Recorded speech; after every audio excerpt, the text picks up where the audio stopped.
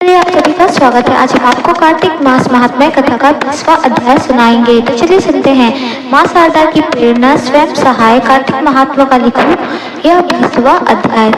अब राजा पृथु ने पूछा, हे देवऋषि नारद, इसके बाद युद्ध में क्या हुआ तथा वह दैत्य जलंधर किस प्रकार मारा गया, कृपया मुझे वह कथा सुनाइए। नारद जी बोले, जब गिरिजा वहां से अदृश्य हो गई और गंधर्वी माया भी विलीन हो गई, तब भगवान वृषभ ध्वज चैतन्य हो गए। उन्होंने लौकिकता व्यक्त करते हुए बड़ा क्रोध किया और विस्मत मना जलंधर से युद्ध करने लगे। जलंधर शंकर के बाणों को काटने लगा, परंतु जब काट ना सका तब उसने उन्हें मोहित करने के लिए माया की पार्वती का निर्माण कर अपने रथ पर बांध लिया। तब अपनी प्रिय पार्वती को इस प्रकार कष्ट में पड़ा देख लौकिक लीला दिखाते हुए शंकर जी व्याकुल हो गए।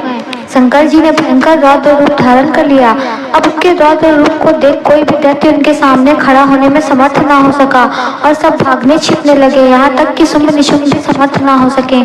शिव जी ने उन शुंभ निशुंभ को साफ देकर बड़ा धिक्कारा और कहा, तुम दोनों ने मेरा बड़ा अपराध किया है। तुम युद्ध से भागते को मारना पाप, मैं तुम्हें अब नहीं मारूंगा, परंतु गौरी तुमको अवश्य मारेगी। शिव जी के ऐसा कहने पर सागर पुत्र जलंधर क्रोध से अग्नि के समान प्रज्वलित हो उठा। उसने शिव जी पर घोर बाण बरसाकर धरती पर अंधकार कर दिया।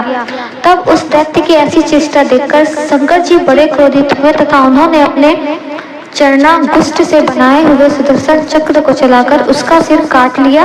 एक प्रचंड शब्द के साथ उसका सिर पृथ्वी पर गिर पड़ा और अंजन पर्वत के समान उसके शरीर के दो खंड हो गए। उसके रुधिर से संग्राम भूमि व्याप्त हो गई।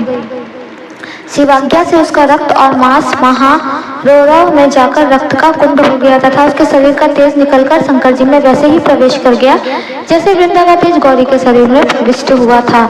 जलंधर को मरा देख और देवता और सब गंधर्व प्रसन्न हो गए।